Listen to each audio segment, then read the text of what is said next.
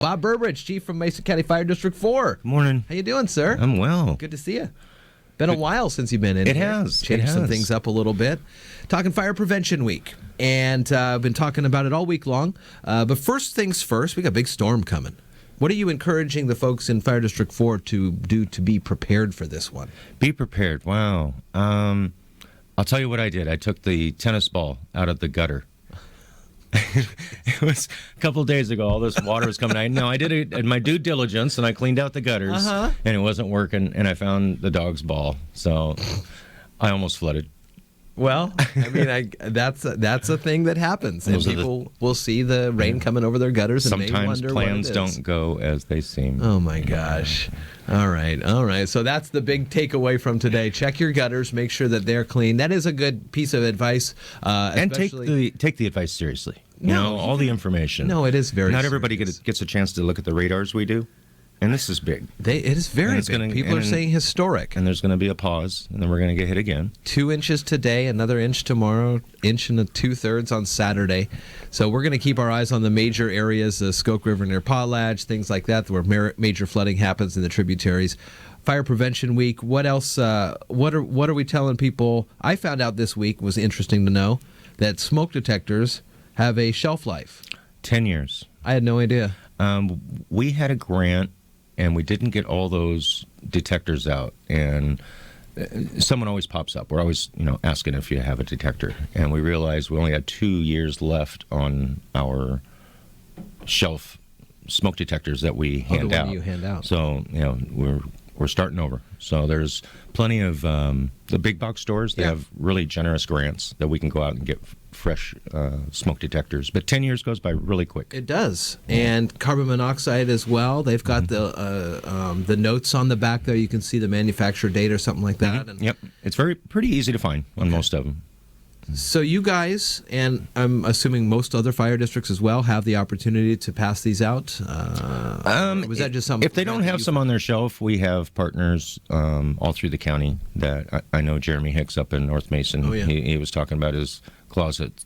He needs a bigger room. With all the stuff they have. So we're going to go touch base with our buddy Jeremy and get some fresh smoke detectors immediately. Where's Fire District 4, and what's the area you guys serve? We protect Arcadia, Camilche, and Squaxin Island Tribe. Okay. And our east border is Puget Sound. We go west to Grace Harbor. Okay. And then Thurston County Steamboat is our other partner. Oh, wow. Okay, so it's a pretty good area. About 52 square miles, 8,000 residents year-round. Depending on what's going on at the casino, that could be another 5,000 to 10,000. Sure, depending on who shows up for a big show. Or who's playing on the stage, yeah. Staff, you guys have 4 people full-time and a bunch of volunteers? We are on a completely different program. We started almost a year ago. Okay. And we redesigned what it means to be a volunteer. Sure. The laissez-faire volunteer, come when you can. That model just doesn't work for 24/7 coverage. Yeah, no. So we have a layer of full-time personnel, and we have a layer of part-time personnel, and then our volunteers are scheduled hours.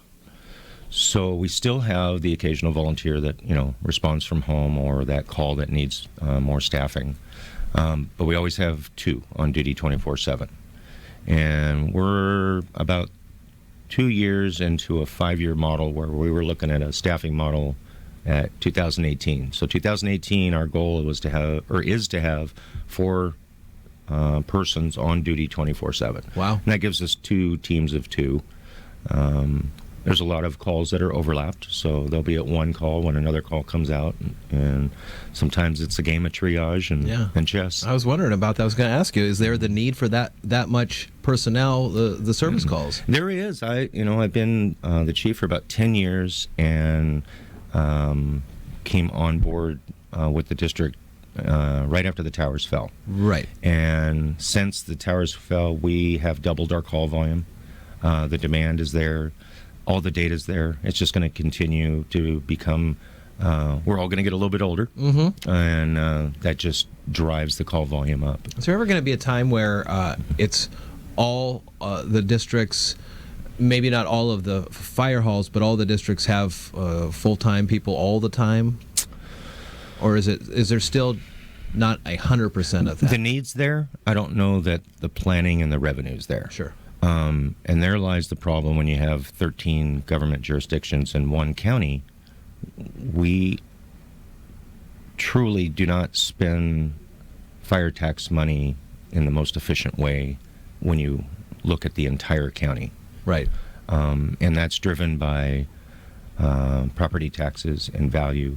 What my district can do, another district can't do, and I can't do some of the things that Central Mason and North Mason can do. I can't afford paramedics, but I have a great relationship with an advanced life support ambulance company, so that works out. But, in my dreams, we could all come together and be more efficient. Working towards that goal a couple years ago, people started putting that together. I want to say 6 years ago, the District 4 Board of Commissioners challenged the entire county and all the fire commissioners to come together and consider, just have the conversation. Let's have the conversation on what that means. And sometimes you have to park your ego at the door and leave it there. And it's still a dream. I know we can do better. Interesting. Mason County Fire District 4, masonfire4.com is where you can get a lot of more information about this. Fire Prevention Week this week. You guys doing open houses, or do you have some? Not an open house per se. I'm working last year and this year and probably next year without a deputy, so I'm kind of the program manager. Sure. And I got a lot of programs going. That was, one more thing to ask, someone to put on their plate. Yeah. And we've got still working with the Sheriff's Office with the Explorer Post. Just graduated a new fire chaplain. I have 2 chaplains in the fire district. That is, no pun intended, that is a true blessing. Because when things get a little emotional, a little crazy, when those chaplains come in, they nice come calm. in. Yes. Yeah. Huh, that's cool. And they're very true and accurate and direct, and people respect their word. One more question for you. If a service group or a Boy Scout or a Cub Scout or even dad with a kid want to come by and check the place out, do you have to do anything, or you just show up? Come by all the time. Our staff station, we have 7 stations in our 52 square miles. 3 are workhorse stations, so Arcadia, Golden Pheasant, and Camilchi.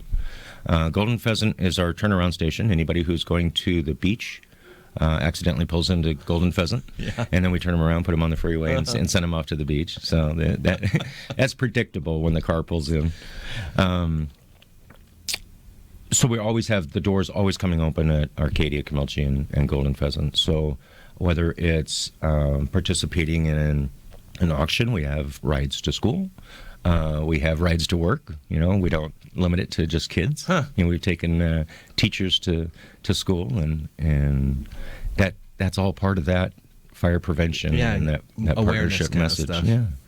Bob Burbridge, Chief for Mason County Fire District 4. I have Kaiser is in love with fire trucks these days. Yay! So we're going to make a plan to come out. What's he like in the 3rd grade now? Or, no, still just a baby. But we're making plans to do a swing by all of you guys. Say hi to all you guys one of these days. That's fun. It'd be good to see him again. It'd be fun. Bob Burbridge, thanks for coming in. All right, thank you.